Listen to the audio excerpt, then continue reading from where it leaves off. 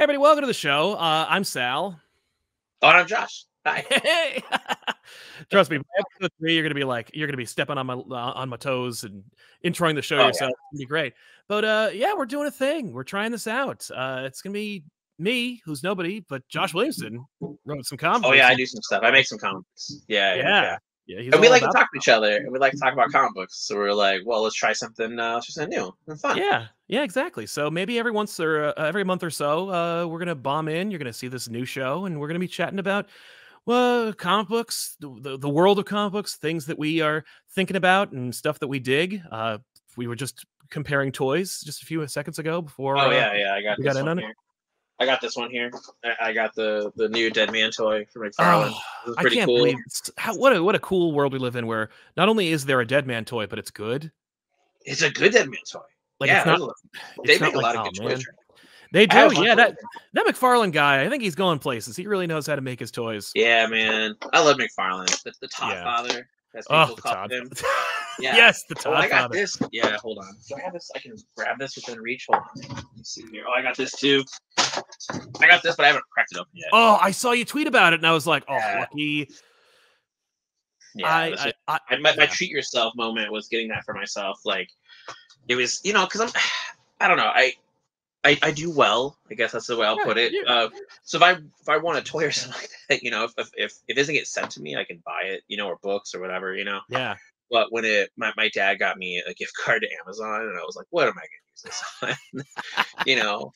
Yeah. Diapers or something, like stuff for the house. And so I was like, oh no, wait, this gigantic hardcover. That's what I'm going to do. That I have no room for right now. Yeah. But dude, I have so many of those. I have a bunch of them, like those artist editions over here in the corner. And I'm like, when the new office, as you know, maybe people, well, you're learning now if you're watching this, I'm building a new office for myself. It's in a different part of the house, and it is crazy. Like I post pictures of it occasionally on Instagram, but it is a very large space. It's really cool. It's going to be a very cool place, and I mean, eventually we'll film in there. It's really nice. But it's going to have a lot of toys, a lot of toys in there, a lot of books, and I'll finally be able to look at the stuff.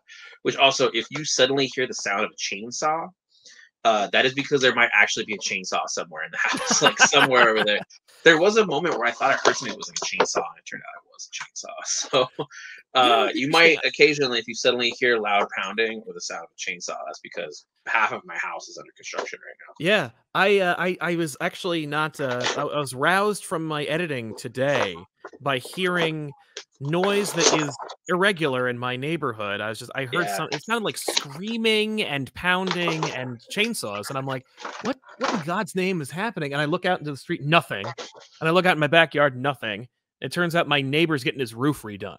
Oh, dude, that's so loud. It's the loudest thing. Well, I had my roof redone about a year or two ago, and it was the loudest thing I've ever experienced. And I've been to on top of fireworks displays and stuff. It was so loud and disruptive. And I bought one of those magnet wands for the backyard because I've been pulling roofing nails off my yard for 2 years. It's just been a nightmare.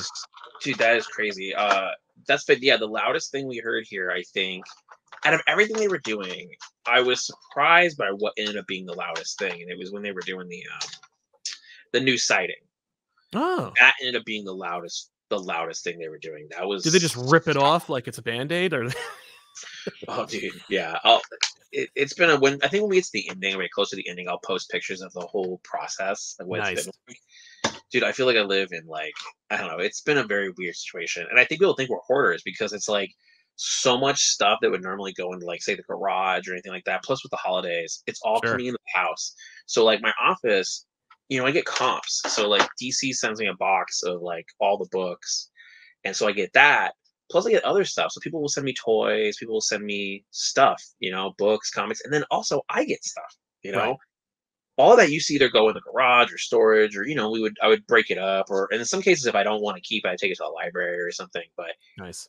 All of that is in my office right now. You can't tell, but on the other side of the computer and the camera, it is just stacks of boxes of stuff. So yeah, getting into comics in any way professionally, if you're talking about them like me, or if you make them like you amass a collection. And part of the reason why we even have a studio here is just so we could put all the books away. Like for the longest time, for at least 2 years, when we would cover a book, like I'd have to have it physically. And we tried like doing it on tablets, and it didn't work. You know, people would be like No. swiping, and it's great when you're individually reading by yourself, but it's not so great when you're trying to read with a group or you're trying to share this story Yeah, but also you want into a cool presented. panel. Exactly, you want to present I it. don't And want to I present also my am iPad. told, well, yeah, I'm not. That means I'm shilling for Apple as opposed to shilling for like DC, Marvel, or whoever. But we would do the book, and then I'm like, well, we read it, and I don't want to get rid of it. And some of those books, like I had the old omnibus of Atlantis Attacks, and the Oh day yeah. the day we finished it, I donated it to a library, and I Yeah. was like, just take this effing book and put it on a shelf so some kid can enjoy it. I went back to the library not too long ago, and it's still on the shelf, and I was like, all right. And I open it up, never been taken out. Oh no. Oh, that's sad. And I'm like, all Come on, right. kids. Well, and I'm like, hey, look, I have the room now. Can I have it back? And now you can't ask for it back. Oh yeah. And it's in the kids No. section, so I feel even worse because I'm like, well, these kids are just reaching for anything, and one of the things they're not reaching for is a 20-pound copy of Atlantis Attacks. Dude, yeah. Like I feel like it's funny. There are some books that I have in the giant form, and I also have in form just because it's like when you're like, oh, I just want to go hang out in like a nice chair or go outside or something, read a comic book. Totally. I'm not bringing one of these giant things with me. You know, No. you have to like read at a desk, you know, with like a setup. Yes. Oh, I mean, there have been times where like absolute editions. There's been a couple absolutes that I've read, you know. yeah. And I use them. A lot of those absolutes behind me I actually use for reference a lot. Like I end up Totally. like if I'm looking up anything for Batman Inc. or anything with Batman and Robin or anything for Infinite Crisis or stuff, you know, I pull down like Superman Batman trades or whatever. That's I end up using those a lot for pulling down reference stuff. But Nice. you know, yeah, when it comes to these gigantic ones, I feel like some of them there are a little unruly. But like Something Is Killing the Children, they put out like a volume that was bigger. That's like their library editions. I forget what they're called, but they're like the 18 issue bricks. Yes. That they did one for Once in Future. It was the same thing. It was 18 issues worth. Those I'll actually read those. I feel like that's like almost the ideal size of like, okay, it's on the edge of too big, but this is where I can read this. I can sit on a couch and read this one. Yeah. Um, Yeah, there are so many books that have come out over the last 2 or 3 years that I'm like, we need it to get just a little bigger. Just like we need a little bigger edition just to kind of really enjoy it and really get into it. Because I think like, you know, I don't think artists for the most part at all work on a canvas that is standard comic book page size. They go much bigger. there are some, depends. I know it's like old school artists. I know that some of them like really prefer it because that's what they were like kind of like. You know, they grew up I on. know a few do smaller. Like there are a few that do smaller. I don't want to name them because I don't want to like Call them out or reveal their suggest like secrets or whatever. But I know there are Yeah. a few, and that would probably surprise you. Yeah, I've definitely seen it a few times where they draw at a much smaller scale, and then there are some that draw crazy scale. Like, They you're talking do, about, yeah. like, holy crap, you know? Like there's one artist I know right now. There's a book they've been working on forever and hasn't been announced yet, but their pages are like crazy huge, and they're already a really detailed artist. So I'm like, Yeah. like, what is that going to look like? I haven't seen it, so I'm like, what is that going to look like? You know, Yeah. like because at that point you're like, well, fuck, you better make a absolute or whatever. You better make an artist edition that's that size. 'Cause I want to see it. You know? Yeah. No, that's what I'm saying, man. Like we just talked about Fantastic Four Full Circle, which is just a dude. I have that somewhere in here. You know, it's funny. I saw the first time I saw it was at your booth at San Diego Comic-Con just this past year. I was walking by, and well, it may not have been your booth specifically, But that area, that area, in that area, like behind your desk, Yeah, I saw it there, and I'm like, it's not out yet, but they have it. Nice. I wonder who had it over there. Yeah, I have it. I haven't read it yet. But around the holidays every year, I get like a stack of books to read. Like I make like a giant stack of hardcovers and just trades to read. And I try to read them over the holidays. Stuff I wouldn't normally read or I've been caught behind on. Like because we're with DC, because with DC I read pretty much stuff as it's coming out or in advance, you know, a little bit depending on. But I'm also pretty aware of what's going on, so it's a different situation. And then Marvel, I'm always like really behind on Marvel. Yeah. And then with this toy just popped right off. No. There, yeah, that's okay. Maybe it's I think replaceable. There's a No, it's in a way that it's okay. I can put it back on there. Okay, good. It's still a beautiful toy though. Oh yeah. Not a commentary on the toy. But when it comes to some stuff, so I ended up like that was one of them, was that one. And then I actually you know, sometimes you're reading a book and you kind of like, how do I put this? You're like in a half-ass mood, you know, like Yeah. you're just gonna sit down, you're gonna flip through some books and stuff, and Hmm. you know, sometimes you start reading one, you're like 2 or 3 pages in, you're like, no, no, no, I need to read this I need properly. time. Yep. Yeah, I need to actually sit down, have a quiet environment, and I know I'm not gonna get interrupted in like 10 minutes. Like I can just, Right. I'm just gonna Oh, sit here and I'm reading this comic book. isn't Uh, it? Have you had that experience where, like, as a comic book reader, if you sit down, if you're like, I'm gonna read comics today, I'm gonna sit down, I'm gonna read them. If you get interrupted, like in the middle of page two, for whatever reason, oh it doesn't make me angry, but it makes me irrationally, like, it just makes me nuts. Like, I'm like, God, I just go in another place where I'm like, I was just in another world right now, and I really need to focus. Like at this point, I'm so old and so tired. I need to focus on these things.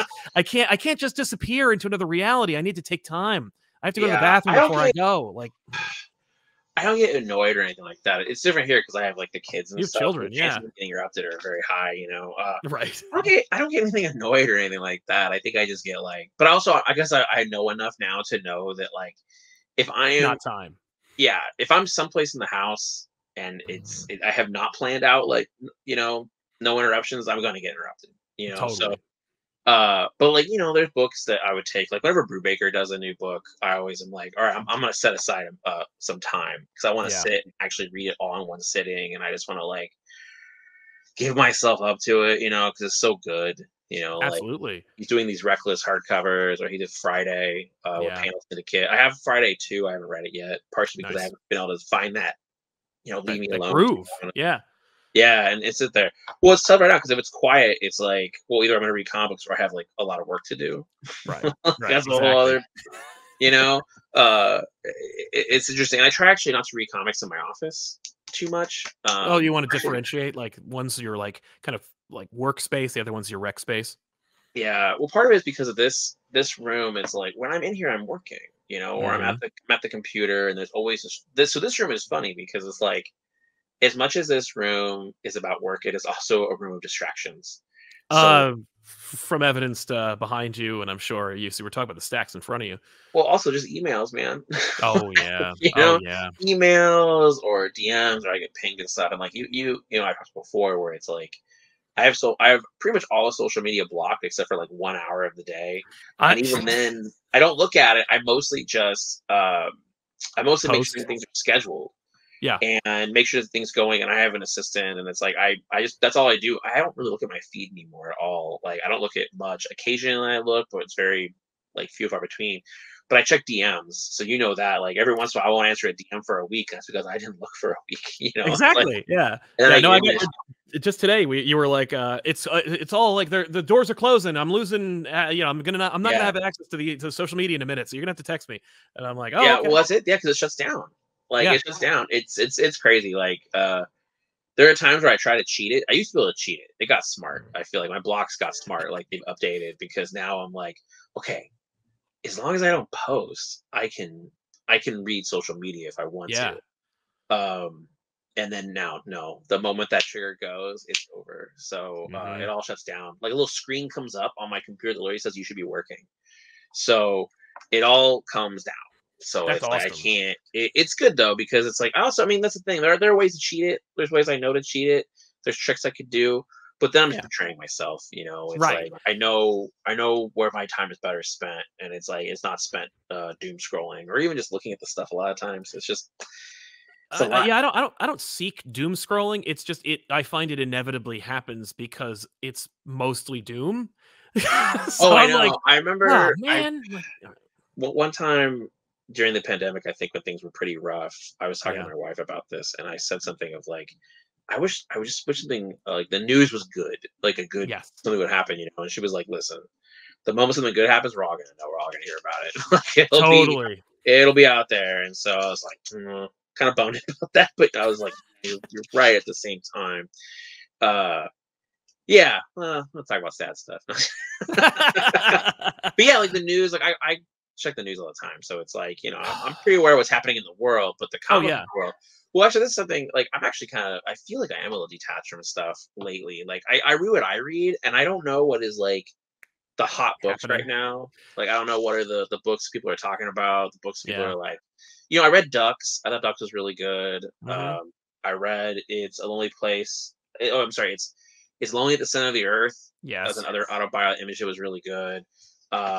Everyone keeps recommending that Texas Blood to me, so I have that trade. That one always is recommended.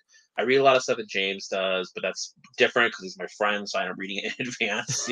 Sure. I Yeah. like Human Target. Like you and I were talking about Human Target's really good. Human Target is I good. DC stuff, DC and Marvel stuff is hard to talk about a lot of times because either I know what's going on with them or I have friends that are working on them. So Hmm. I'm always really interested in stuff that's outside of Marvel and DC. It's like where are the image books that are landing? Where are the items? Yeah. Well, and being surprised and kind of being like, "Oh shit, I didn't hear anything about that," and now it's Oh here, and it's yeah, like really cool. Yeah, yeah, yeah. I, I haven't really heard much outside of what we've already talked about on the show and what we like because I have a show where I'm convinced that half the reason why the show even exists anymore is just I have this show Off the Rack with my wife where we like talk about books week to week, and it's like the reason to do it is just so that I can make sure I read comics week to week, and I'm just completely immersed in that world at least once a day, or at least Yeah. once a week. I'm reading everything that I can. And there's just some books where I'm like, well, I'm not gonna, I'm either never gonna read that, or my wife is like, boy, it was really good. And I'm like, well, I guess I'll read it. Here we Yeah, go. you Because gotta go she's a read it. way Yeah. better judge of character. She's way better judge of quality than I am. She's the one who was like, she's the one who has all like the reason we have Nailbiter at all is because of her, and the reason why we have like Something's Killing the Children is because she was like, holy crap, this book. We got Nice House on the Lake. We have a poster for that, Oh, and nice. it's because I contacted my local comic book store and I was because I heard rumblings about it. Maybe it was from you, but I don't remember. So yeah, it was you. We can talk about this now, but you were like, "Hey, there's this book, Nice House on the Lake, and it's And it's coming." real good. Yeah, and it's really It made good. me mad. It made me mad because I was in a weird spot mentally at that time because I think I had this moment where during the pandemic I had all these books I was working on, the creator own books, and Yeah, some of them were really dark, and I was like, you know what? I'm gonna put all this on pause, and I'll get back to it. Back burner all these creator own books, get back to them someday. Because I was like, I don't think I should do something this dark. And then I remember when James sent me the script for Nice House, and I read that first script. I literally was like, man, fuck you, dude. Like, because he was not having that same feeling. He was definitely no, like, oh no, I'm gonna do a dark story. Let's just go ahead and do it. And yeah, yeah, so now my brain is now much more like, oh, it's okay, nothing to worry yeah. about. Whatever I want to do, I'm But doing yeah, it. that Nice House book is real good. Yeah, I It remember reading that was. first script and being like, man, good job, James. Right? I contact my local comic book store under the behest of an anonymous comic book creator, and I was like, "Hey, I got to get Nice House in the Lake on the pre-order system," and they were like, "I don't know what that is," and I'm like, "Oh, okay. Well, when you see it, put it on my list." Yeah. And so I went in to pick up the copy of Nice House in the Lake, and he's like, "Here's your copy, and here's your poster," because I didn't know that book existed, but when I looked it up, I ordered a ton of copies, and Oh, I that's great. reaped the whirlwind on that one. And I was Yeah, like, dude. "All right, good, all That's right, sweet." awesome. That is a beautiful story. It I was love that. nice. Really good. Yeah, yeah, yeah. Yeah. So do you want to talk about Dark Crisis of I think Superman then? You would dive in I and think we talk ought to, about right? Because we could yeah, talk about toys. you're the current writer of Superman and Yeah, and you still wrote Dark Crisis, and that just wrapped I up. know. I feel like I Um, wrote Dark Crisis like a lifetime ago. it Like that's we've one thing been that's kind of weird about it.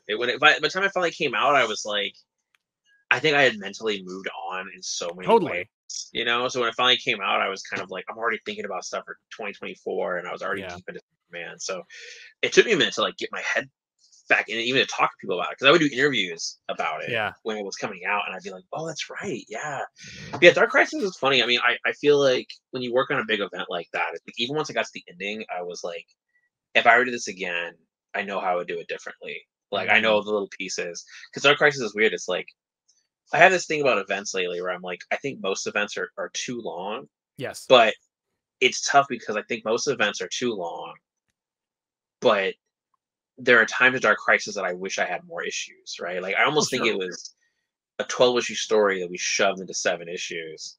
hmm, And you can feel it in the back half more than you can feel it in the beginning part, right? totally. But I like especially issue when I got to issue 7, I was like, I'm Uh screwed. oh, It's 2 issues worth of material in one yeah, issue, and it's already 34 pages long. So I right, can't, I think it probably needed to be 48 is really what I needed. mm, Um, so it's a weird situation where you're like, it's interesting to think about action movies and how sometimes action movies, the third act is like a bunch of explosions, and then there's like one quick character moment. That's how I yep, was feeling when I got to the ending where I was like, oh man, I needed like yeah, like 16 or way more pages basically. Totally. Yeah. I needed way more pages to kind of put in there, but you know, it was really interesting to kind of look back at it and be like, oh yeah, this is stuff I would probably do differently, and that was a big one. But at the same time, I'm hesitant with that because I think events need to be faster and shorter. I actually don't think events. I've argued this for years that I think Yeah. events should be tighter. And then when it came time to my turn to do an event, I basically did a whole year long. Because we announced Death of the Justice League in January, so a year ago, and then the issue 7 came out in December. So kind of in a weird way, like even though it didn't start until June, and Death of the Justice League came out in April, Yeah. it was something we were living with. That's the other thing I try to also think about is that, like, you know, when a book is coming out, people are talking about it once it's announced, right? So you're also kind of living with the book for a long time before it even comes out. And I also try to figure out how do you shorten these windows so where books, you know, but it's tough because you want the books to breathe. Yeah. So it's like, how do you do an event? This has been on my mind a lot lately. Like, do events that breathe, don't feel like a bunch of stuff is shoved in, and then also how you do events to where it doesn't feel like I have to read a year's worth of comics to understand what's happening. Right.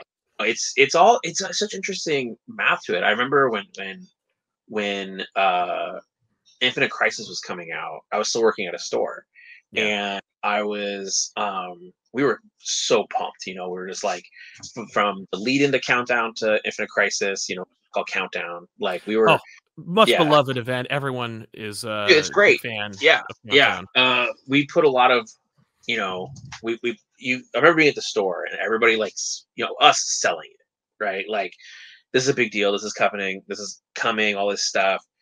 And all the customers that would come in, even people who weren't DC readers, were like, I'm interested in what's going on. So you're like, read this, read these minis, and read all this stuff. So if you had read, you know, from Countdown, you read all the minis, and then you read Infinite Crisis #1, I remember this one customer who was a Marvel customer. He was like a hardcore Marvel person, and he was like, he was really into it. He was like, I'm going to use this to get into DC Comics. Good idea. And so he started reading Countdown Infinite Crisis. Like, we sold him on that. I remember it was $1, you know, so it was a big oversized thing. I know. And so then he read the 4 minis, and he was, you know, super into it. He came in that Wednesday morning when issue 1 came out of Infinite Crisis. He bought it and he walked out. We were like, great, you know. And I already read it. And I remember reading it and being like, oh, it's these characters from the last page is those characters from Crisis. They were pre-Crisis characters, you know, Earth 2 Superman, Superboy Prime, all that stuff. Alexander Luthor, you know, so, but I knew. And I remember he came back into the store like 2 hours later. He walks up to me and he has the comic in his hands. He puts it down, he opens it up, and he goes, who is this? Who is this? Why is this a big deal? Yeah. And I was like, oh, but you know, when you look back at that issue, they really do a good job of setting it up anyway. But at the time, it was an interesting thing. It's like, even these events, it's just made me think a lot about events. Like, working on an event for a whole year makes me have a lot of opinions and a lot of thoughts on events. Sure. So I'm not sure what I would do differently in the future if I did do another event, but I think I would still probably double down on that of like, it has to be faster. Faster, more intense. The George Lucas approach. I feel like is there a math to events? Like, is there an algorithm where it's like, and if so, are some publishers guilty of using it where it's like, you plug in these things and we'll get an event out at the end of the day? Because I feel like that's not necessarily true, because I know there's a bunch of events that have been like forgotten, ignored, or like didn't really have much impact. But then when you find them later, people are like, dude, I love Monsters Unleashed. Oh, dude. Yeah. I mean, listen, I feel like I'm the one person who liked Bloodlines, and I also like, you know, like, look at the sound you made. Like, I really liked Underworld Unleashed a lot. That was like one of my favorites. Underworld Unleashed is fun, and it's like, well, and I love Underworld Unleashed so much because you know the history before I even ask if you know it, but like where Mark Waid fell in love with classic DC by making that event. Like, he was like, yeah, let's make the rogues like cool because they're stupid and everything from like the Silver Age is dumb. And then did research on those characters and was like, oh, these guys are cool. Like, oh, this and is he did.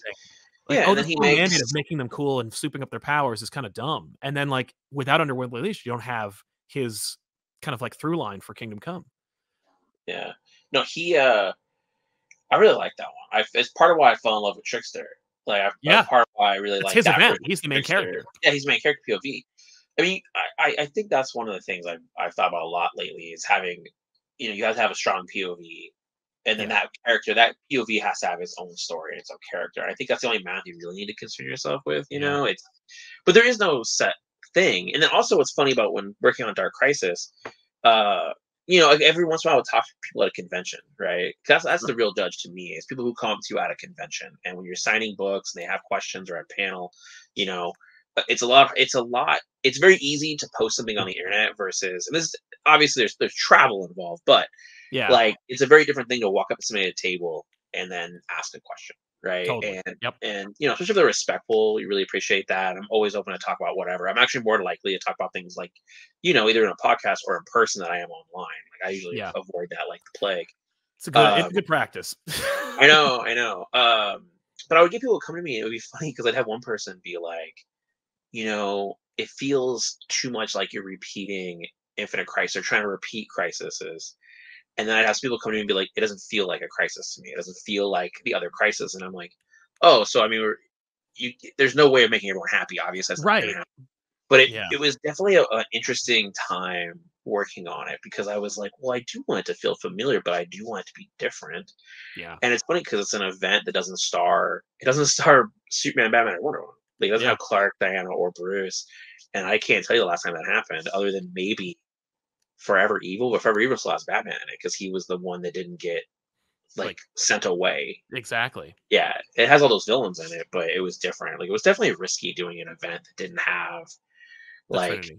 yeah, the Trinity. Well, the mainstays. Having the Justice League off the table was a big like, you know, we did it on purpose. We talked about this before. It's like I took Yeah. them off the table on purpose because I wanted to see what a story like this would happen. But you know, at the end, I'm really proud of it, and I think the stuff that Daniel did, like Daniel, Oh, his art's I mean, great. and he carried it. Like, I mean, you know, the fact that like we also had 7 issues come out 7 months. Like, we didn't have Yep. any gap. There's no weirdness in the schedule. There's no fillers. You No. know, the epilogues aren't drawn by him. We knew that from the beginning. He still drew like the main section of issue 7. He really busted his ass through the whole thing, and it looks gorgeous across all of it. Like, he really, that's the thing I think, you know, if we got an absolute of that, I would hope, just because of the work that Daniel did, and then Alejandro was coloring it, and it just Yeah. all, yeah, I would hope just for Daniel we would get something like that, just so you could see the amount of like love and thought he was putting into every single page, you know. Yeah. And I was doing my best to not kill him because I was just like, oh, here's a 2-page spread. Here's 50 characters that have to be on this 2-page spread. Yeah. Yeah. That was always a challenge. And then there were times where I'm like, oh, do we need to add more? Eh, no, no, no, no. I'm gonna kill him. It always Yeah. funny. Like sometimes we'll and this is more when, and I saw this with Green Arrow recently, but it is funny sometimes. I always warn the artists before we post anything online, before a cover's revealed. When it's ever a cover with like a million characters on it, I Yeah. always warn the artist. I'm like, listen, you're gonna get the following questions: why is that character there? Yep. Where is my favorite? Right. Like I'm always like, you're gonna get these questions. Like, just be ready. It's okay. Or why are they Yeah. wearing that costume and not this costume? Just prepare Yeah. yourself mentally. You know, like people love these characters, and when they see a big group shot and their favorite isn't in there, because like every character is somebody's favorite. You Oh know, yeah. Yeah. usually the No. answer, like when we did Superman's cover or Green Arrow, or when we did Dark Crisis's cover, we'd always covered a lot of characters on it. I just Yeah. want to tell people, I'm like, listen, the reason your character isn't there is not because anyone forgot or they don't like that character. It's because I didn't want to kill the artist, or I didn't want the artist to hate me. Right. You know, like I didn't want them to come at me and be like, "Yo, dude, like I drew this cover with 30 people on it. You're asking me to draw Yeah. more?" And I'm like, "Yes, no." Yes. And I need 3 horses at least on this cover. Oh yeah, I get a bunch of yeah. I don't think I've ever had a horse on a cover before. And now I'm thinking about it. I have to figure that out. Oh, actually, no. That's there is something I'm working on at DC, and I think it'll have a horse on the cover now that I'm gaming Sweet. in my head. So we'll see how it goes. Remember to thank your artist for drawing horses because it's a pain in the ass. Apropos of that Green Arrow cover, which is sweet, by the way. And I remember I'd seen it earlier, and I was like, "That's really cool." And you know, I appreciate Ollie. I think he's a really great favorite character, and I know that like there's a dedicated fan base that like watches for him when he appears in Oh anything, yeah, so that yeah. they can tweet about him. And that was no more apparent than literally, and this is just so prescient because it happened yesterday. Yesterday, I'm chatting with my buddy Benny, the comic story, and Yeah, yeah, we have this other show where we just talk about like bullshit. yeah, It's a show where we just like go, the Ant-Man trailer came out. Are those bands the quantum bands? Fart, and then just move on. Like yeah, it's yeah, totally yeah. utterly disposable content. But it's like, people want to hear people they normally watch talk about their day to day, and I'm like, Yeah, fair enough, sure. no Yeah, problem, we can yeah. provide that. And Benny's like, hey, well, let's pull up the Green Arrow cover and talk about the Green Arrow family. And I'm like, I gotta warn you, I don't know who half of them are. Oh my god. You Like, it was you? yeah, I'm like, I know. I Oh mean, my I god. know who, like, I know who Ollie and Dinah and Arsenal Mhm. and like, and I'm the one who was like, hey, and he's like, who's that? I'm like, that's Onomatopoeia, man. But Yeah. but off the Onomatopoeia cuff, is dope. I, and not used very often. And I'd heard a rumor, and it's not really a rumor. It's Kevin Smith created Onomatopoeia, and Yeah. apparently, one of the producers at Arrow hates him and deliberately was like, "We'll never use onomatopoeia because I hate Oh, that Kevin sucks. Smith." That's I why onomatopoeia was never going to be an Arrow. Like he would have been an Arrow if it was any other creator. I showed that cover to a couple I showed That that Mac cover Wagner to a couple cover. creators. No, the Green Arrow cover we Oh, have your cover, yeah. to a couple different creators, and I had multiple creators tell me they were like, "Oh, is Onomatopoeia a Green Arrow character? I thought they were a Batman villain." Well, And I was because of like, that widening gyre, it's "No," I was like, "No, no, no, they're they're their Green first Arrow. appearances in Green Arrow." Like, Yeah, yeah, that list, the Green Arrow list was funny because we made a big list, and that's a great example of like, so the artist Sean Isaac. I've been trying to get a Green Arrow book off the ground for like honestly like 20 years. I feel like yeah. I've tried to get a job writing Green Arrow. It's never worked out. Hmm. I've pushed for it. It's been on my like bucket list. I've never been able to get it together. And then finally, because of Dark Crisis and like there were a million pieces moving around. This one Sure. finally landed somehow, right? Like it was, dude. The saga to get there Yeah. is there was a lot of stuff that happened before I got that book and was able to do it, right? And I wasn't even sure I was Cool. going to. Like it was scheduling issues. Mm. It was like I wanted to, but it wasn't going to work out. We finally got it. But we were like, who's going to draw this? And so me and the editor, we were at a bar. We're at a bar, and we started talking about Sean, and I was like, oh, I really like that guy's stuff. He has done Fantastic Four. He was doing Thunderbolts, but he did this two-parter of Fantastic Four. It was the Hulk and the Thing fighting for 2 issues, and it was awesome. And I was like I love that guy's stuff. And Ben was like, yeah, I think I've emailed him a few times. Why don't we offer him Green Arrow? So we were sitting at this bar. He emails him while we're sitting with his phone. He's like, hey, what do you think about Green Arrow? Do you want to talk? We're sitting there. I mean, dude, like that. That guy emailed back and he was like, are you kidding? Yes, my favorite character. Let's go. Oh, So that's with awesome. Sean, it's been interesting with Sean. I had the same thing. I've been really lucky with this lately, where there's a lot of artists that I've been working with lately who really love the material. Like it isn't a Mhm. foreign thing. It's not just a job for them, right? So like with Daniel loved events. He loved George Perez, and he loved Phil Gibbons. Oh, So he knew Crisis. He knew Infinite Crisis. He had read a bunch of events. He loved Blackest Night, so he was a fan of Ivan. So he knew all this stuff. So by the time it was his turn, he was like, I understand the math of an event. I know how yeah. these books are supposed to go, right? So he was like, he knew that you have to have. There are times there's gonna be a lot of fucking panels on the page. Excuse my language, but you know what I'm No, saying. but that is And well, that's George Perez to a T, right? Like, yeah, so he knew that. And so then you get to like Gleb, and Gleb and I were doing Robin. He also really liked Damien. He knew the Bat family really well, but he also knew all of the manga influences that I was pulling from. ah, Right. So the shorthand. And so when I got to Sean with Green Arrow, I was like, this dude's read all the Green Arrow comics just like I have. So we can actually talk to each other and have a shorthand for stuff where I'm like, right. oh, well, like in this story, this happened. And he's like, oh, yeah, of course. Like this happened. And That's so so great. he has a lot of opinions. Like he really loves not just Ollie, he loves the Green Arrow family, and so he's able to go in and be like this, and like we'll start talking about Arsenal and Roy, and we'll be like, well, this is the costume I like, and he's like, this is the costume I like. And there were funny things with the costumes too. We were talking, and at one point he showed me a design. I was like, oh, I want to change something. Before I could even say it, he was like, hey, I'm changing this to this, and it was exactly what I wanted Oh, that's to do. So great. I'm like, really early on, I was like, me and this guy are on the same page. But the first thing he drew for the book, the very first thing he drew for the book was that That cover. cover. So I didn't want to. I mean, it already has 17 or 18 characters on it. So I was like, Yeah. I don't want to be like, here's more. Like, here's more and more and more. And then when the cover came out, like I saw people were excited. And then I saw a couple people be like, "What about this character? Where's this character at? Where's this character at?" And I was Yeah. like, They're on "Dude, my I don't list. I want just didn't want to yeah, overburden well, them. I don't want Sean to hate me on our very first job together. Like that was, Exactly. I don't want him to be like, oh, man, this guy's gave me a cover that's got these, 30 characters or something. Right. But, Yeah. but yeah, it's been fun doing that, and like having that spin out of Dark Crisis, and then I'm working on Superman. And Superman is Jamal its own Campbell. challenge, but it's a big deal. It's Superman. It's Superman. there's like the only characters as big as Superman is Batman, especially for DC. That's right. So coming into Superman has been really exciting, and has been it's been really fun. It's been really, really fun. Like It should be, want right? Superman should be Yeah. fun. It shouldn't be like a burden. It shouldn't be like, oh man.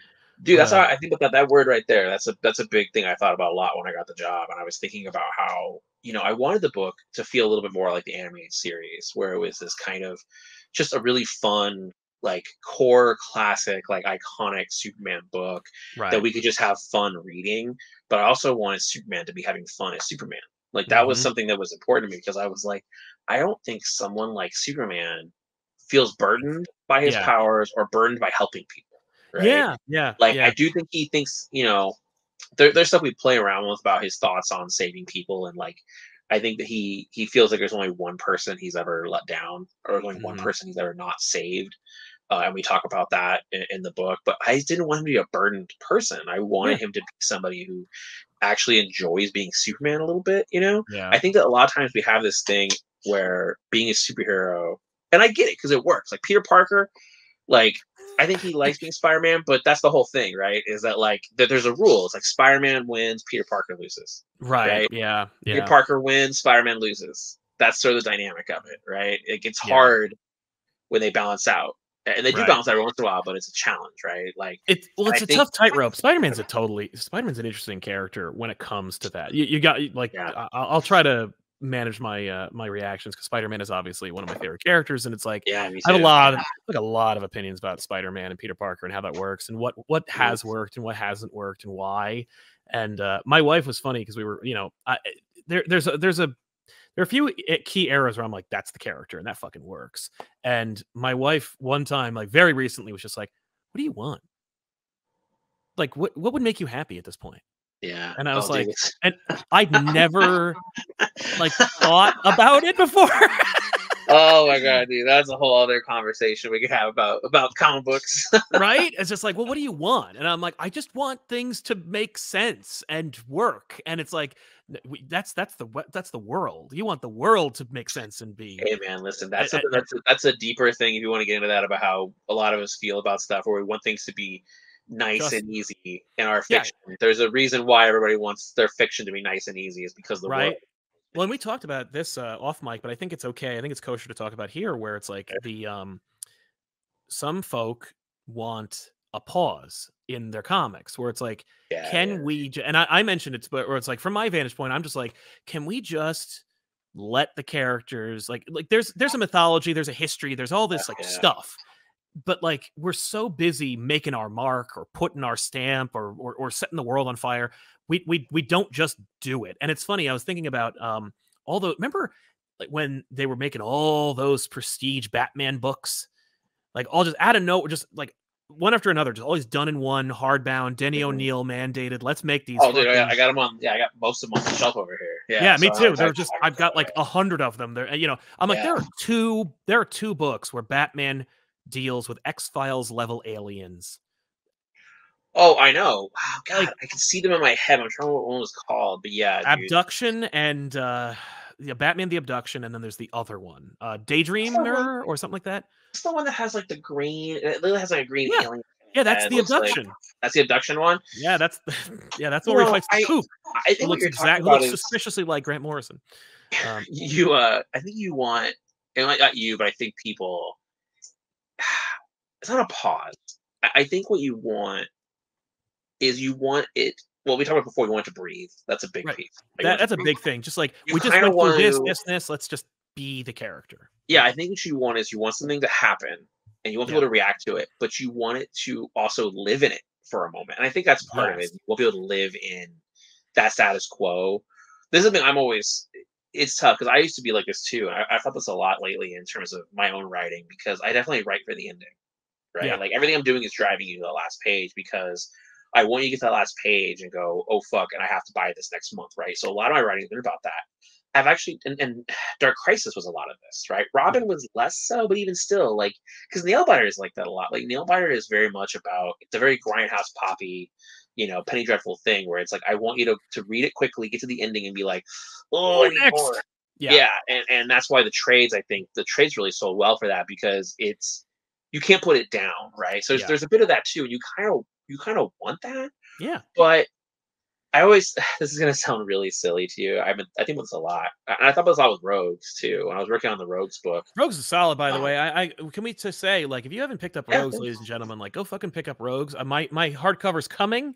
I ordered it on in stock trades, so it's Oh, it's taking nice. a Yeah, while, but beautiful giant. yeah, I'll get you to Yeah, sign we're it one seeing day. them. But it Yeah, is yeah. such a great book, and that Black Label thing, and that's another thing like, I would love to talk about more. Where it's like make more things like that. The Fantastic Four full circle. It's like how come Oh, DC yeah. is doing one every other month, and Marvel has to get some other publisher to make this Fantastic Four book that Oh, is I have no great. idea on that part, but No, no, no, no, no. I'm not asking you. I'm just saying, like, it's more just like general, kind of like, hey, let's have things we I like. wish we had more stuff like this. Yeah, and I think Exactly. it's interesting because I think the nature of the industry is it's harder for things like this, It like is. direct market and what the way books are in the direct market and the kind of like the nature of comics having to come out every month and keeping people's attention because things are so noisy in comics right now. It's like, if you don't come out with a monthly book, people forget about it within like 3 months, half the time, Yeah. So it is challenging. But that's the thing that with the way I've been thinking about writing a lot lately and trying to game out things differently. Like think about how my endings are. But that's part of it. So one of the when I was working on Rogues, this is why I brought up Rogues. Yeah.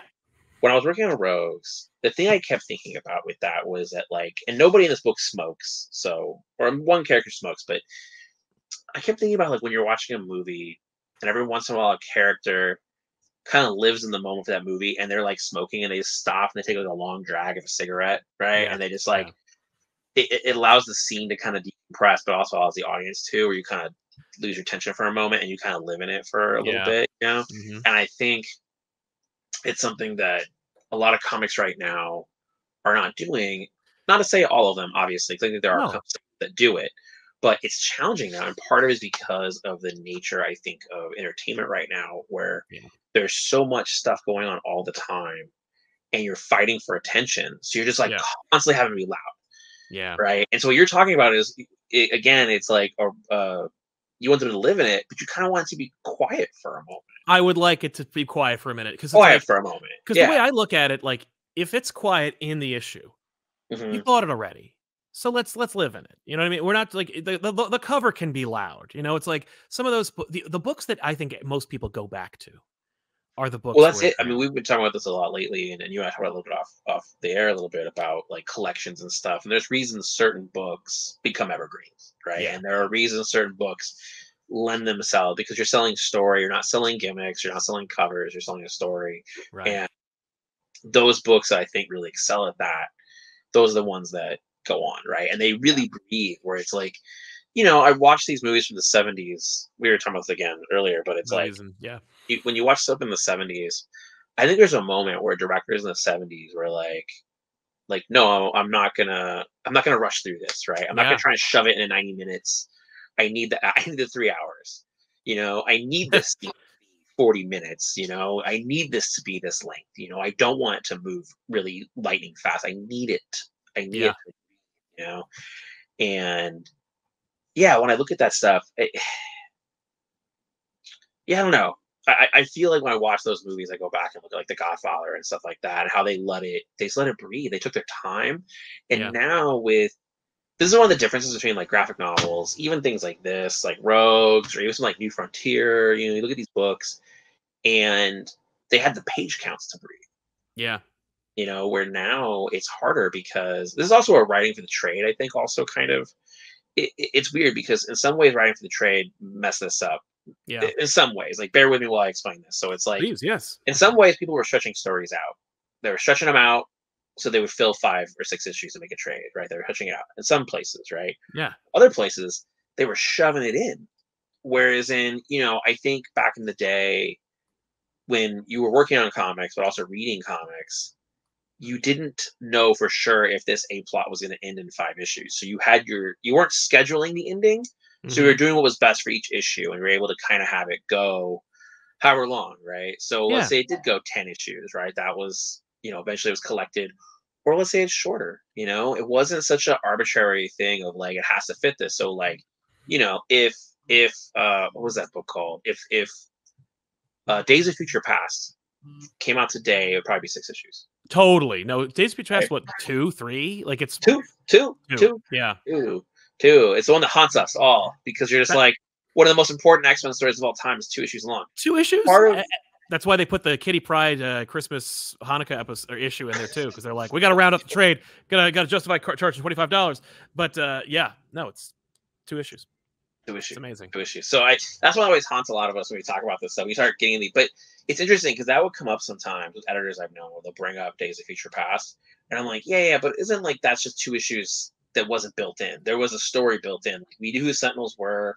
Right. You knew who these characters were. There was a build already with Senator Kelly and Mystique with the Freedom Fighters. Like there was a build into that before we got there. Right. But it's a very important story that takes place in 2 issues, and it's one of the most important X-Men stories. It takes place in 2 issues. And yeah, go ahead. Well, I was just gonna say, it's like it's not just. I mean, like, yeah, the story is important and yeah, it works, but like Days of Future Past is one of those like diamonds in the rough, or one of those like kind of It's definitely unicorns. diamond in the rough. Yeah, It's a unicorn because like the covers are so perfectly iconic, where you're like, oh my god, like everything about it worked. Like the story is a great idea. It's hitting on this kind of trope that that decade. It's not an homage or a throwback. It's like we're in the 80s. We're dealing with post-apocalyptic. This is the time, and we're playing with it in the time when you are enjoying it now. You're like went to go see Terminator, and you read Days of Future Past, and you're like, oh my god, I'm getting that in this for half the price. Well, didn't Days of Future Past come out before Terminator? I think it did. Yeah, no, you're right. But that's it. Like they just had a moment with the zeitgeist of the moment. They made something and it worked, and it was a short thing, but it had major ramifications for that entire line of books. Yeah. To bring it back around to Superman, this is part of why with Superman, all my Superman arcs are short. So it's like 3 and 2s, mostly because I just wanted to have shorter A plots, right? And this was also partially motivated by the Warworld stuff, because Warworld was like 18 months long, and and Philip has stuff he's going to be doing over in Action, and he very much wants to do more epic, like longer stuff, like he did that before on Vertigo too, so that's like where his head is.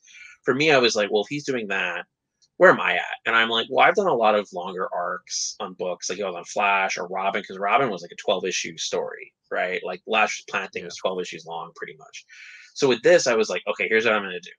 I'm going to do 3-issue and 2-issue things, but my B and C plots will all build to bigger things.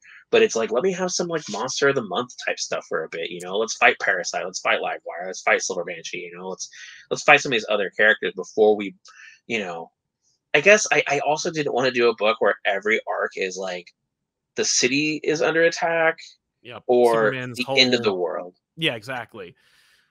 Like I didn't want to do that every time. I wanted to kind of try something a little different with this one, and I'm curious what we're going to respond to that. Like the idea of these like shorter arcs, and again, that was part of it too. We were talking about some of the stuff. It's like I don't want it to be quiet, but I don't want it to be. It's weird because in this industry right now, I think you have to be noisy sometimes. Yeah.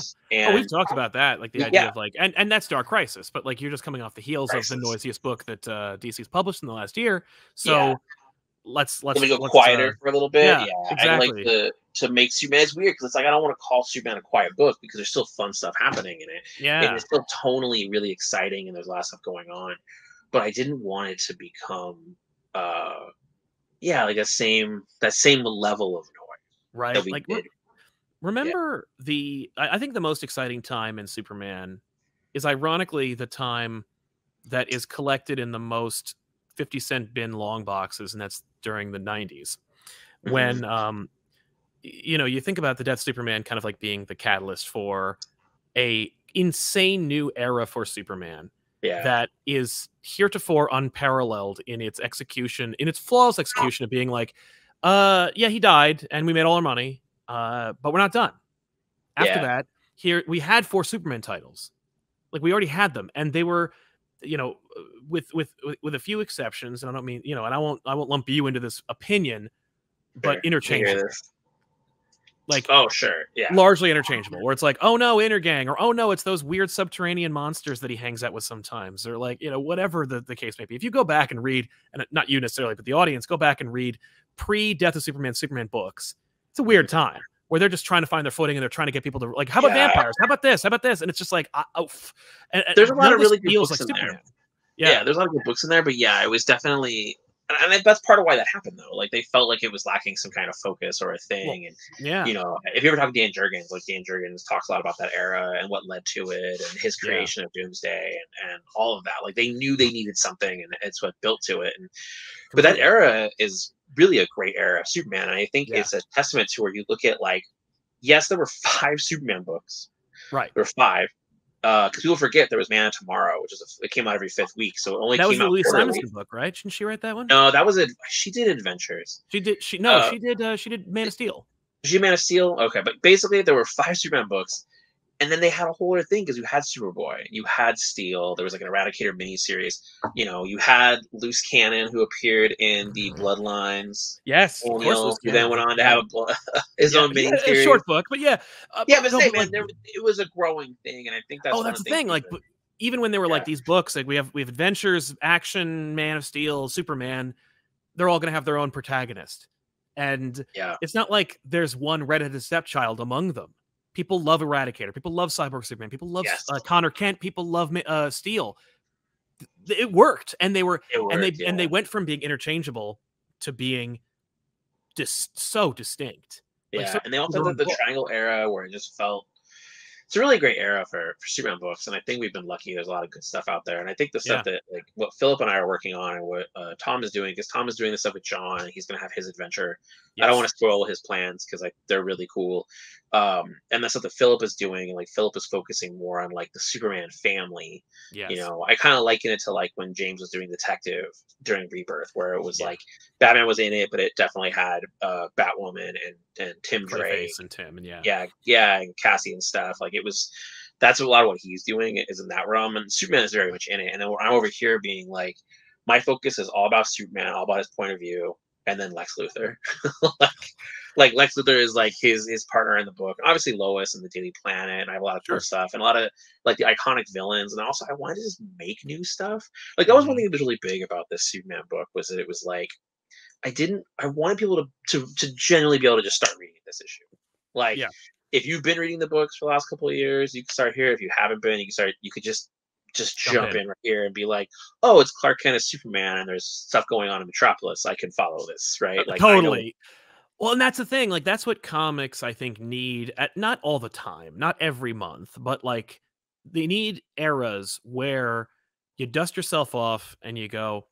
So Superman, he's still Superman, right? Like Batman is still Bruce Wayne. Like, does he live? Where does he live? You know what I mean? Like, is Spider-Man still Peter Parker? Like, are these characters the characters that I remember / can find my footing in? And it's like, do I need to like subscribe to some YouTuber to explain every single nuanced error? Like, well, for you, I hope they do. But I hope they do certainly. But but I'm trying, we don't try to like give you like, we give your footing for individual stories as opposed to being like, this is where we are right now, and good luck trying to figure it out. Like, well, but with the iconics, like you need that, like Green Arrow, like you need to be like, this is who Ollie is. I mean, obviously Ollie's missing, wink. And I will say this about so with Superman, like Superman is very much me trying to do an iconic Superman story and having fun, like me having fun, joy. Campbell, like Jamal Campbell's doing amazing art. I want him to have fun. Dude, you'll see it. I'll show it to you. It looks amazing. Like Jamal is killing it. It looks really good. I wanted it to be a book that just had that certain level of fun, but you could also, because there's a trick, like you want to do that. You want to give people the iconic, but you don't want to go backwards. Right. That's always the hard part, right? Like you don't want to go backwards. So it's all about like, okay, well, give me the iconic, but I have to move this ball forward at the same time, right? Now, Green Arrow, though, Green Arrow is a different story because there hasn't been, the Green Arrow family has not been back together. Like the nickname I have for that book is Green Arrow Reunion, because it's really about that. It's like all the Green Arrow family in some form or other has been separated for, I don't know, 15 years. Even before New 52, they were pretty divided and people had died, and so this was more about that. So Green Arrow's funny because like a big part of me after Dark Crisis was like, I don't want to do stories that are all about other books, right? In some way or form, or you had to have read all these comics that I have read. Like that was Yeah. important, right? Like so Totally. Superman is something that like you could just read Superman and be good. And same thing with other books I'm working on at DC. I just want you to be able to come in fresh and be like, cool, I can read this, I know what's going on. Green Arrow is a little different because it is written a little bit more for Green Arrow fans. Like it's a little bit more like if you are a Green Arrow fan, this will be for you, in some ways. That's a Green Arrow book. I think at this point, Yeah. like you're not trying to be like, all right, so ladies and gentlemen, like let's do this one last time. Here's who Green Arrow is. Like no one's picking up the new No. Green Arrow book and going like, I just need footing on who Green Arrow is. Like there's a lot of really good trades that you can go pick up. That, like, Yes, there is a giant 2-page spread that is like this is who Green Arrow is. well, but like that's 2 pages. That's all you need, right? But you don't Yeah, need that's like what an I wanted arc. to just dive into it after that. We just dive into it, and but also because I wanted to have Roy and Connor and Dinah and like all these other characters involved. So I didn't want it to be straight up like, it's a little bit more. You can definitely read it if you haven't read any Green Arrow or don't know anything that's happened to DCU. You could probably read it, but you're definitely gonna get way more out of it. But again, with Superman, I try to make Superman really just a really fun book. Like that was the goal, was like, let's have some fun with this, and then Jamal killed it. But I wanted to play around with Lex because I love writing Lex. So Lex is a fun character who needs to be recontextualized again, like into who he was, because like last time we saw him, he was not the way we remember him. he was the Apex Lex, and then stuff. they were the Perpetua stuff. Are you gonna? This is, I guess, a little bit out of off the cuff, but yeah, sure, go for it. Do you deal with, because I mean, like, I think the idea of Lex that they dealt with Perpetua is like Lex found religion. Do you deal with Lex kind of being like, God is an asshole and I hate her? Only in the sense that I think that Lex is somebody who's an egomaniac, right? Okay. And I think the idea that Lex messed up and he knows he messed up, what that does to him, right? Okay. So like, admit you were wrong, right? And for someone like Lex Luthor to admit they were wrong, what did that do to him? That plays a part of him being like, what does it derail for him, and what kind of mental boundaries that he put up to protect his ego over the years? What is happening to that? And that plays a major part in the book, and like why he does what he does. And in Action 50 we touched on it a little bit, but that grows and you start to see more and more of like what it is exactly Lex is up to. But at the same time, Lex is such a manipulator and such a always up to something. So even when you think he's like maybe trying to help, or even you think he's doing something out of the goodness of his heart, it's still selfish in some form or another. Of course, it has to be. We definitely deal with that. Yeah, we definitely deal with that stuff. I mean, the book is really, it's a book about the two of them. Like Lois is a major part of it, and so is Jimmy, but a lot of it is about that dynamic between the two of them, like between Clark and Lex. I kind of love that. Yeah. Well, it's something where you gotta like remind people like who everyone is in these. But like, it's like, this is Superman. His arch nemesis is Lex Luthor, and here's why. And let's go. And that's that was part of why we did 1050 the way we did, like Action 1050, because I was like, man, when has it been since we've had Lex versus Superman, and not like Justice League versus Lex with a bunch of people with the Vision, which had happened during Scott stuff, and even in Bendis, he had stories like Superman family. I was like, let's just see Superman and Lex go at it for an issue, and that was a big part of the motivation behind that book. Was like, we knew we wanted to have Lex in prison, and so we were like, well, let's map out some stuff. But it was like, let's do a whole comic that's just the two of them against each other, because when was the last time we had seen that? That's right. So let's do that, and then bring back some of the villains we love, and then try to find ways of creating new stuff and new toys to play with. That was it's been fun. Oh yeah, yeah. And as I know, like, it's addictive to be like, oh, hey, new character. Hey, there they go.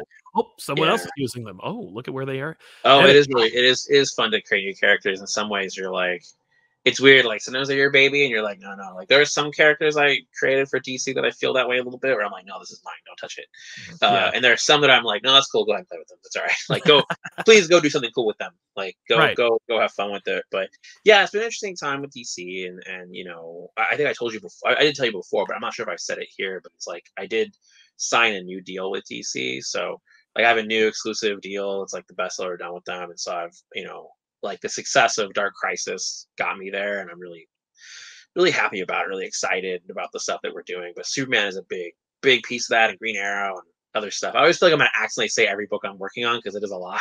It's true. Yeah, there are Like, secret books that even like we have not talked about that I'm like, oh man, like maybe he'll drop it, and it's like, no, no, I gotta it's be still months careful. I don't away. want to get myself or anybody else in trouble and have someone call me and be like, "Do you know you said this on a thing?" And be like, "What? I did what?" Oh, well, that's one of those things where it's like Once. because you're living in it. It's like, well, I set that in Yeah, motion months ago, so it's like for me, that's it already been is done. weird. Yeah, Yeah, I try to be careful with that because a lot of times an issue will come out and I'll be like, I wrote that like so long ago that right. I have to be careful about like, oh well, this is where my head is, like I'm thinking Yeah, of this era and this time period, this thing that we're doing, a year from now. So I have to always be careful about oh, that. But definitely. we should ask, your audience if you want to talk about this. What do you want to call this? Yeah, what are we going to call this this conversation? Joshing around has already been thrown out. That's out the And I window. said, please don't. It's a terrible name. It was a jokey suggestion from my team who was just like, "Oh, joshing around, just chatting it up with Josh." And I'm like, "That's such a terrible idea." And Oh my I god, know they knew yeah. it. Like when we were changing our name, we used to be a terrible name that killed us in search algorithms, and then we changed it to Comic Pop. But Uh-huh. it took months to come up with Comic Pop, and it was just a friend of mine in the entertainment industry went, "Just call it Comic Pop," and I was like, "Oh, thanks." And that was the end of it. But it took months of planning and words Getting and there. thinking things. And my Oh friend my wouldn't. god. My friend kept using action words to describe. He was like, "How about comic attack? How about comic assault?" And I'm like, "Stop with the aggressiveness. I'm like, we're not going to hurt Oh my anybody with god, these names." that's so And funny, dude. what's great That's is gold. I have a list, like this huge list of comic and then word or word and comic, and they're all taken now. All Oh the words that no. all the names we didn't use, all the names that we were like, that's not going to work, have been taken and have been used. And I'm like, nope, there they go. Like Oh I my said no to god. those. And I yeah, there was a character I created for this year, like a thing that we're doing this year, and I created this character and I was like, it was a character that was kind of used as like a monster of the week character. It's not like a bigger thing, but like a monster of the week kind of villain. And I was like, oh, I figured out a name for this character. It's never been used before. And I was super pumped. So I wrote the script, the artist doing designs. I'm like, no one has ever used this name before. I looked it up and then I told one of my buddies, another creator, and while we were on the phone, he was like, I just found like 3 characters that are named this at Marvel and DC. And I was like, oh what? How'd you what? Like he just happened to get the right algorithm or whatever that happened to land that day. And I was like, how did yeah. I not see those? So, yeah, everything's taken. It's just a matter of trying to find a new Yeah, a new avenue gotta to go jump to on do it. it. Your One Uh Bad Day Bane is coming out too, which oh, that's next week. Yeah, it's that's next next week. week. Or whenever So this is. I don't know when this is going live, but yeah, it'll oh be yeah, soon. that's right. That's right. But well then since it's out, we can spoil it. No, I'm kidding. No, yeah, it's next. It's soon. It's soon. I'm excited about that one too. Mostly working with Howard Porter. I mean, I love Bane. Like Bane is yeah. I think an amazing villain. I mean, his story in Vengeance of Bane is like one of my favorite one shots ever. That was Yeah. the biggest challenge with that book was because like when they came to me about it, they're like, we want to do an iconic one shot for all these characters. Yeah. I was like, the one for Bane already exists. Yes. That's the one Like, with Ocio, the bear with the spike in the head, and or is that the? I'm well, thinking Last of. Vengeance of Bane is the first one, his first appearance. Okay, yeah, Vengeance of Bane. Yeah, because I'm thinking of That's the the one best one. because I had this other one that I love. There's Vengeance of Bane 2. So maybe Yeah, you have that it's one. two. It's the one where he purges venom from his system. He's all fat, and then he deliberately gets himself into solitary confinement, and then Yeah, I think that's 2. Well, I there's kind of like also that one. I was reading Batman when the Venom arc came out. So Yeah, reading the Venom arc and then reading Last of the Bane and then reading Nightfall, it was just like that one two. flow was so cool. Yeah, and I It really really loved. worked. Yeah, Yeah. So when they came to me, I was like, "How do you do this?" I was like, "Man, I've already seen this. Like, this is the yeah. best one." So it clicked in my head one day. I was like, "Oh, okay. Well, I'll do the last Vengeance of Bane. We'll basically do Old Man Bane." So that's Oh, yeah, it's okay. basically Old Man Bane. So Crap. it's fun. I don't know. I had a good time working on it, and I tried to do something different with that one because I was like, well, I was one shot. I have this opportunity to breathe, as we were talking about before. So I Mm-hmm. was like, okay, how do I take a 48-page story and make it into a 64-page story, but it doesn't read that way? Yeah. And it's still but it's still super dense. Like, Sure. I still put a lot into it. And then Howard went nuts, dude. Like our Porter really went in there and made this awesome book, and it's I'm really proud of that one. I actually have comps of it. I haven't looked at it yet. When we talk about the books, that like the boxes are stacking up around my house. It's like, Yeah. there's I have a bunch of books that I have the boxes for. I haven't cracked them open yet. And Bane is in there. I haven't cracked the Bane box open yet. Nice. The Bane box. But I need Man, to. yeah. Yeah. Well, I guess it's a good place as any to wrap it up. I just wanted to mention Vengeance of Bane, or One Bad Day Bane, or One Bane One Bad Day Day. Bane. Batman. It's Batman One Bad Day Bane. Yeah. That's the whole. Yeah. Yeah. But, I had to throw That's that a good in one. there, Yeah, because it'll also be out. Like, we won't do this again for another month. So it's true. Yeah. it'll be out in that time, and then we can. The whole damn industry could be upside down by then. I can't wait to revisit it. I hope it gets right side up. That'd be nice. Yeah. You know, comics. It's crazy time. It's the Wild West. Pew, pew, pew, pew, pew. You never know what's coming. You never know what's coming. I love how at the end of your rope you sound doing this like, whoo. Oh, well, you know, there's this. Do you ever see that? You know, in 30 Rock, there's that scene. It's like a meme now, where Liz Lemon is like, "What a week," you know, and then Jack is like, "It's Tuesday, Lemon," you know. Like, yes, and somebody the other day I saw, they took that meme and they were like, "What a year," and they were like, "January 3rd, Lemon." January like, 3rd. That's how comics is. Well, comics is weird because you're always planning stuff so far out that in some ways, like even when we were getting close, because I planned some stuff so far out, there was a part of me like talking to people where I'm like, oh my God, like it's not even 2023 yet. And I feel like 2023 is over. Like, just because of the amount of stuff we do, but you never know what curveballs are coming our way, you know? No, like, that's true. Yeah. Yeah. Hey, comics is crazy. So you never know.